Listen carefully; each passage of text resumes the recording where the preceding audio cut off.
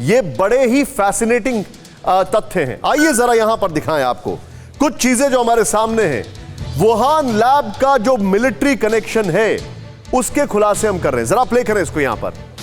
Wuhan lab का Chinese military connection. अब राहुल जरा एक एक मेरे जो सहयोगी उनको होल्ड करके, इनको आप जानते हैं? जरा जूम इन करें। ये वो बैट लेडी हैं आप जिनके बारे में सब लोग जानते हैं, बैट लेडी जो रिसर्चर कर रही थी, इनको जानते हैं?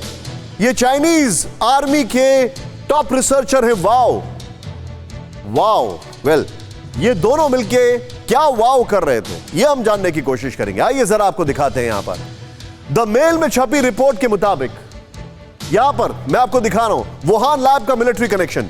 द डेली मेल में छपी रिपोर्ट के मुताबिक, मैं चाहूंगा उस तरफ से जरा दिखाएं, उसको क्रॉप ना करें बिल्कुल। वुहान लैब में चीनी आर्मी के सीनियर ऑफिसर और साइंटिस्ट भी काम कर रहे थे। जरा ध्यान दीजिए इसको। द डेली मेल में छपी रिपोर्ट के मुताबिक वुहान लैब में चीनी आर्मी के सीनियर ऑफिसर और साइंटिस्ट भी काम कर रहे थे। राहुल, मैं चाहूंगा जरा जूम इन करके दिखाएं इसको। नेक्स्ट चेंज करें इसको जरा तेजी से। यहां पर वुहान इंस्टीट्यूट ऑफ वायरोलॉजी में बैट वुमन शी जेंगली, यहां पर देखें, के साथ काओ वुचुन साथ काम करते थे। काओ वुचुन नाम है। शी जेंगली के साथ काओ वुचुन। जरा शक्ल दिखाएं दोनों की। ये चाइनीज आर्मी के हैं, ये टॉप वायरोलॉजिस्ट है वहां की बैट लेडी। इसको जरा जूम इन करके दिखाएं राहुल। मैं एक बार फिर से बता रहा हूं, यहां पर ये दोनों वुहान लैब में साथ काम कर रहे थे। ये देखें आप, यानी कि वुहान इंस्टीट्यूट ऑफ वायरोलॉजी में बैट वुमन शी जेंगली और काओ वुचुन साथ साथ काम कर रहे थे। नेक्स्ट चेंज करें। अब इन साहब के बारे में डिटेलिंग में आपको करने जा रहा हूं, ध्यान दीजिएगा। काओ वुचुन चीनी आर्मी में सीनियर पद पर हैं और बायो टेररिज्म पर सरकार के एडवाइजर हैं। बायो टेररिज्म पर सरकार के एडवाइजर हैं ये साहब, जो कि वुहान लैब में काम कर रहे थे। नेक्स्ट चेंज करें। काओ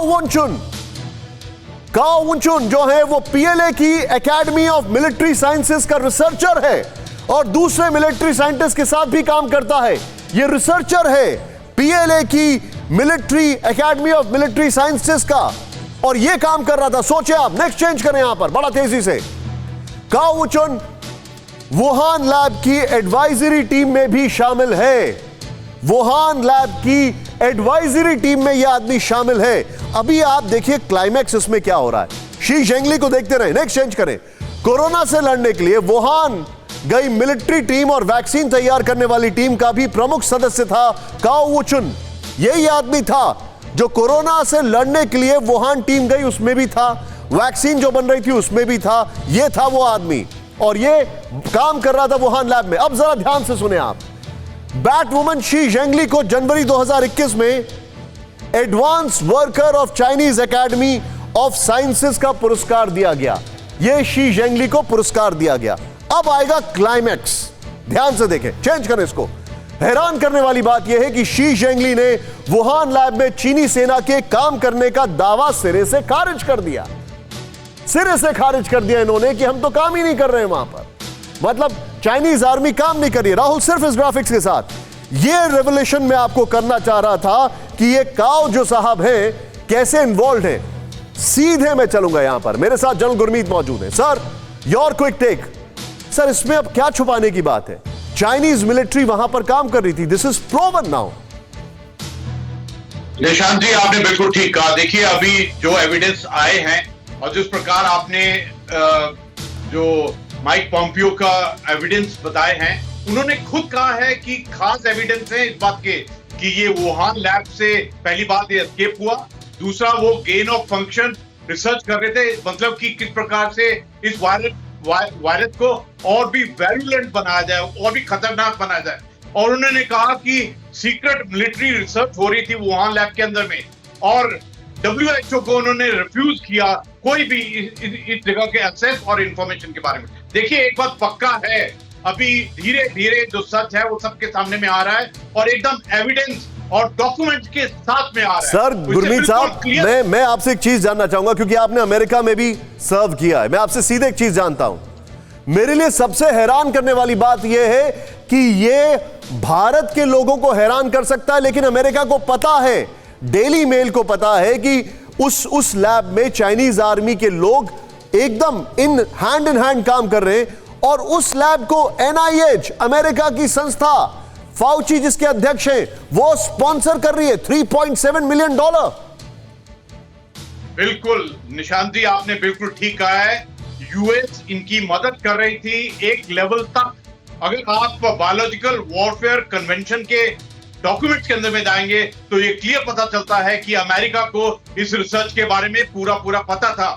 और जिस प्रकार से चाइना ने बायोलॉजिकल वेपन बनाने की कोशिश की थी, ये अभी जो एविडेंस खुल के आ रहे हैं कि ये चाइना की एक प्लानिंग थी कि किस प्रकार से बायो वेपन्स बनाए जाए, और इसीलिए उन्होंने ये कोरोना वायरस को इस प्रकार से गेन ऑफ फंक्शन के तरीके से, ताकि उसकी जो वेरुलेंट स्ट्रेंथ है, जो उसका लिथैलिटी है, उसको किस प्रकार से एनहांस किया जाए। एब्सोल्युटली पॉइंट है सर। अंदर में अब मैं इस चीज को थोड़ा सा आगे बढ़ाऊंगा। डॉक्टर राजन मेरे साथ है। Doctor Rajan, what more is there to be proven? Sir, इसमें अब आगे क्या प्रूव करने के लिए बाकी है? ये तो doctor Ranjan, I am sorry, I stand corrected आपके नाम के लिए sir, pardon me. Doctor Ranjan, सीधे दिख रहा है कि किस तरीके से ये दोनों लोग इन्वॉल्व हैं, हैंड इन हैंड काम कर रहे हैं। जी निशांत जी, नमस्कार। पहले तो जी, आपने जो अभी जो रखे हैं सामने, वो बिल्कुल सही बात है। देखिए, मैं आपको 3 चीजें, अगर आप मुझे 2 मिनट दे तो मैं 3 चीजें इसके बारे में बताऊंगा। जो आपने सवाल उठाए थे कि अमेरिका को इसके बारे में पता है, फिर भी अमेरिका इतने टाइम तक क्यों कुछ इसके बारे में आगे कार्रवाई क्यों नहीं किया, इसमें 2 बातें हैं। सबसे पहले ये जानना है कि ये वायरस में अभी क्या चेंजेस किए गए जिसकी वजह से ये इतना खतरनाक हो गया। तो अगर आपको मालूम होगा तो कल एक ब्रिटिश प्रोफेसर और एक नॉर्वेजियन साइंटिस्ट ने एविडेंस दिया है उस वायरस के बारे में, जो मैं आपको बताना चाहूंगा थोड़ा विस्तार से, ताकि आपको पता चल पाए कि एग्जैक्टली उसमें क्या क्या चीजें चेंज की गई हैं, जिससे कि वो वायरस, वो गेन ऑफ फंक्शन जिसकी अभी बात कर रहे थे, वो गेन ऑफ। सर, मैं चाहूंगा कि आप इस थॉट को थोड़ा सा होल्ड करें, क्योंकि मैं एक बहुत बड़ा खुलासा हमारे जितने भी दर्शक हैं उनको बताना चाहूंगा। 4:20 पर एक ऑस्ट्रेलियन किताब अभी आई है, उसमें बहुत ही हैरान करने वाले खुलासे हो रहे हैं यूएस डॉक्यूमेंट के आधार पर। मैं चाहूंगा आप इस थॉट को तब के लिए सेव करें, लेकिन अभी मैं मिलिट्री एंड चाइनीज वायरोलॉजिस्ट और अमेरिका का कनाइवेंस जो है उसके बारे में जानना चाहता हूं। आपकी इस पर क्या टिप्पणी है? यूरोप इसको कैसे देखता है?